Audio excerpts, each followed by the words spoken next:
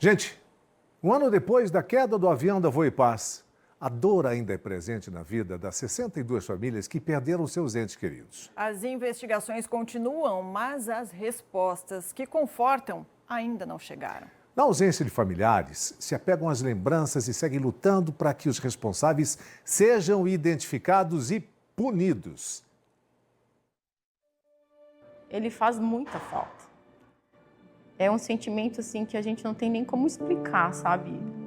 Quando eu tive que ir atrás das pensões e ir atrás de resolver a situação, o coração palpitava.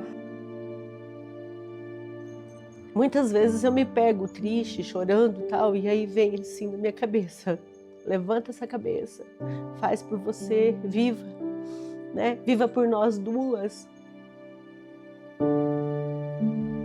Humberto era um homem, ele é, né? Porque se ele está vivo na vida eterna, ele é. Ele é um homem de muita fé. Nada nem ninguém abalava a fé dele. Ele falava sempre, né? Meu anjo, na vida eu tenho 3 prioridades: Deus, família e trabalho. Então, um homem de muita fé. A prova está aqui, o terço que estava no bolso dele. Nenhuma família merece passar por essa dor, e é uma dor misturada com saudade, com dor de saudade, com revolta, com questionamentos. Este ano foi um ano de muita luta. Inicialmente, a gente levou uns 4 meses para poder entender, sabe? Para poder, no início é muita adrenalina, é muita luta, mas parece que aquilo é um pesadelo.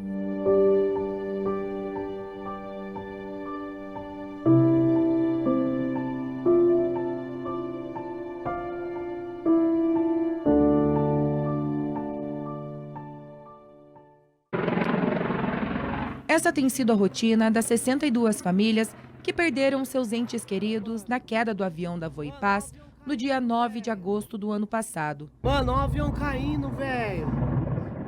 Pessoas que embarcaram na véspera do Dia dos Pais para realizar sonhos, mas que nunca chegaram em seu destino.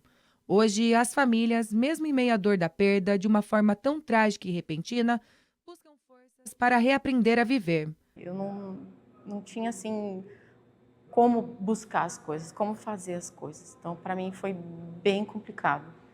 E agora estou reaprendendo a viver. Cristiane perdeu o marido, Edilson Roboldi, árbitro de judô de 52 anos, que dedicou a vida à esposa, filhos e principalmente ajudando crianças através da luta. A bondade do esposo e a vida intensa que ele viveu é o que traz conforto em meio à saudade que não passou e nem vai passar. Deixou um legado, né? Um legado muito bonito, né? Até no judô, nas arbitragens, ele conheceu o mundo através do judô. Então, assim, e eu, uma parte, né? Uma partezinha do Brasil, tive esse privilégio de estar com ele junto, né?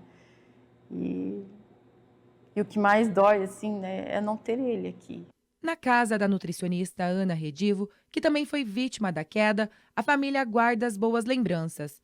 Uma jovem alegre, estudiosa e cheia de vontade de viver. Deus é maior, maior é Deus, e quem tá com ele nunca está só. Mas no auge da carreira, teve a vida interrompida. Cheia de energia, cheia de vida, com muita vontade de viver, de fazer, de ajudar as pessoas, de cuidar da saúde das pessoas, né?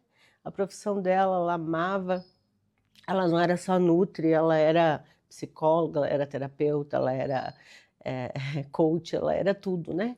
E ela tinha tanta energia de vida, de viver, de fazer acontecer, não esperava por ninguém, falava assim, não espere, faça por você, não espere e tal, todos os vídeos dela falam isso. O advogado André Armindo Michael era alegria pura por onde passava. Aquele tio que animava o ambiente e era apaixonado pelo time do coração, o Grêmio. E desde que ele se foi, os encontros já não são os mesmos. Foi um ano difícil. Ontem eu comentei quando a gente estava em família, falando que passou, que parece que ao mesmo tempo que parece que faz tanto tempo, parece que esse um ano passou assim, que é o primeiro ano que a gente não tem nenhuma lembrança dele, sabe? Nenhuma lembrança assim que eu possa falar, ontem o André falou isso, ou Ah, naquele dia a gente fez isso, naquele aniversário. Ah, no meu aniversário o André tava. A gente não tem uma lembrança, sabe? A gente gostava muito do Grêmio, meu tio era fanático, então a gente tinha um ritual de falar do Grêmio, assistir os jogos. A gente ia na casa dele, ele tinha um telão, e foi o primeiro ano sem nada com ele.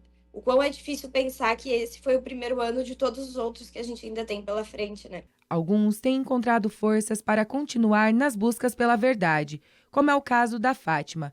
Desde o dia do acidente, ela tem sido a voz da filha Ariane Albuquerque Rossi, médica que tinha o sonho desde a infância de salvar vidas. E nesse pouco tempo que viveu aqui na Terra, foi isso que ela fez. A Ariane, eu sempre digo que ela era tão especial, tão diferente, que eu sempre me senti constrangida com outras mães de falar de Ariane, porque parecia que eu sempre estava querendo enaltecer minha filha em detrimento dos outros. Então, porque minha filha, foi a mãe que eu, sabe, prometer castigo para ela parar de estudar. Eu tive que forçar ela a ir a uma festa de jovens, aí um show, porque ela só estudava e dizia que desde 9 anos que ia ser médica para servir a Jesus. E ela servia a Deus, né? Ela tinha os projetos dela, ela congregava, e ela tinha como missão seguir a Jesus, como ela dizia. Quando a gente cobrava com o próprio hospital, a própria chefe dela falou, né? Quando cobrava porque ela trabalhava demais, porque ela se dedicava demais, porque ela se envolvia demais, ela dizia, eu estou aqui para isso.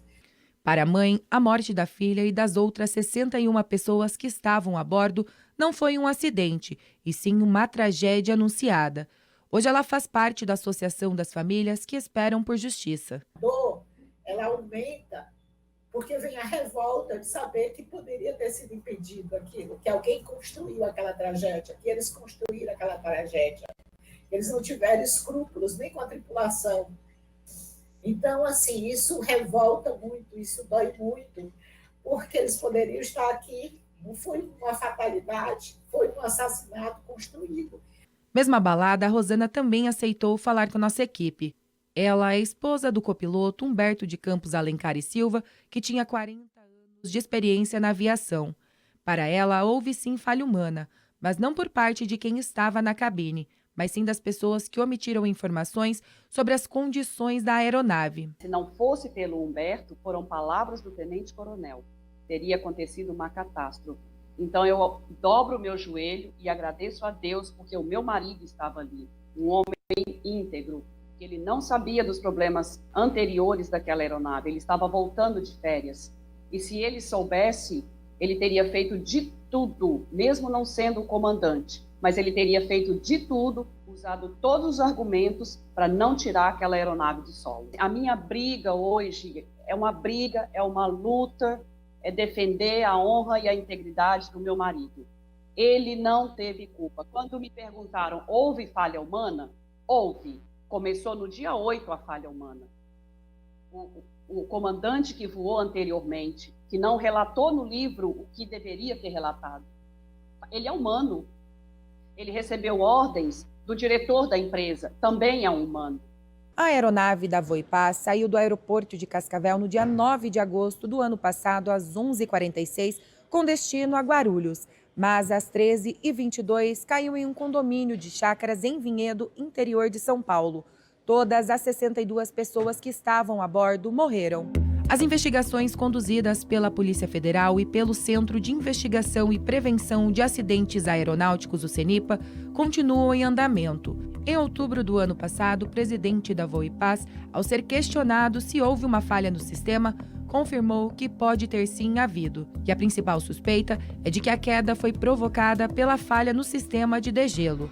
O advogado Luciano Catarinhu, que aqui de Cascavel, representa a Associação das Famílias e tem acompanhado o andamento das investigações. Primeiramente, nós fomos contratados pela Associação das Famílias das Vítimas do Voipaz para atuarmos como assistente de acusação. Então, dentro do inquérito, agora estamos ingressando, dentro do processo, eventual processo criminal, nós seremos os olhos, os ouvidos e a boca das famílias. As famílias buscam, na questão da assistência de acusação, a responsabilidade criminal de quem, por omissão ou por ação mesmo, permitiu que esse avião, essa aeronave, estivesse no ar, voando, mesmo não estando em condições. Muitas vezes a pessoa fala, e como é que estão as indenizações? Não existe um preço para uma vida, não existe um valor para uma vida. Isso é uma questão de consequência civil. Agora, a responsabilização criminal das pessoas que permitiram isso, órgãos de fiscalização que deveriam ter fiscalizado, não fiscalizaram, pessoas que, porventura, precisavam ter tomado uma ação e não tomaram, essas pessoas, dentro da medida da culpabilidade, precisam ser responsabilizadas. Meses depois do acidente, a Agência Nacional de Aviação Civil, a ANAC, cassou de forma definitiva o certificado de operação aérea da Passaredo Transportes Aéreos, empresa responsável pela Voo e Paz. No contexto da fiscalização da agência, foi identificado que a Voo e Paz não realizou algumas inspeções obrigatórias, mas sem a finalização da investigação, o que as famílias esperam há um ano é a justiça e que os culpados sejam identificados e penalizados. Eu espero a justiça, mas mais do que isso, eu tenho confiança de que essas pessoas vão ser responsabilizadas, né? Eu tenho as minhas dúvidas com a justiça terrena. Eu espero a justiça de Deus, apenas.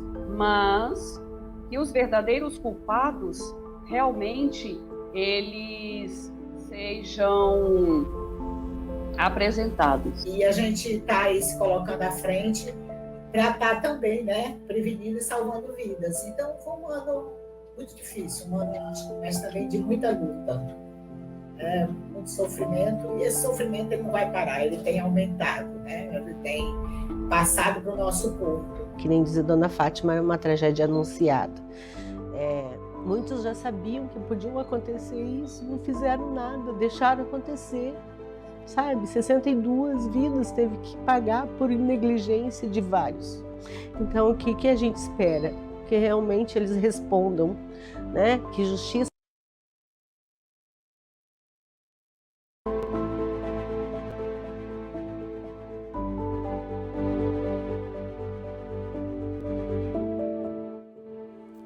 Bom, a gente continua falando sobre essa tragédia aérea, mas agora ao vivo com a Ellen Santos.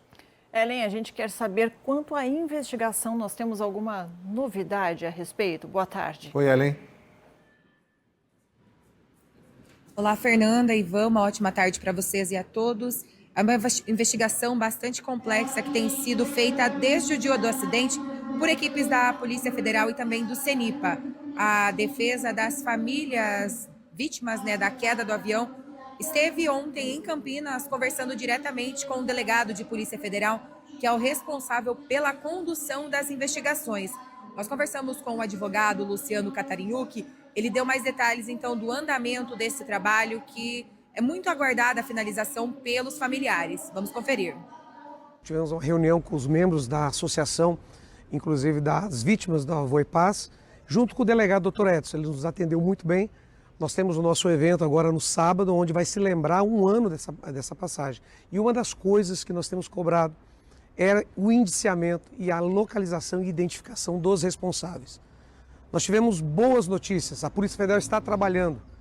E uma das coisas que o Dr. Edson deixou muito claro para nós, esse desastre ele não vai passar desapercebido.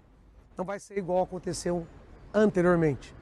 Nós vamos identificar, vamos ter a identificação dos responsáveis. E o que as famílias esperam? As famílias esperam 3 coisas.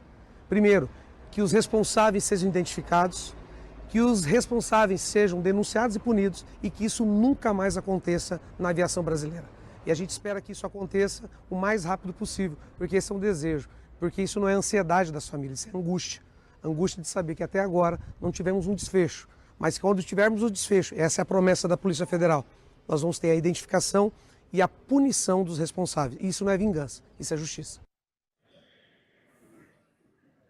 É um ano de muita saudade, dor e reaprender a viver para essas 62 famílias, mas o que elas esperam é o quanto antes a resposta desta investigação, que é muito complexa. A Polícia Federal e o CENIPA continuam nesse trabalho e nós vamos continuar acompanhando também.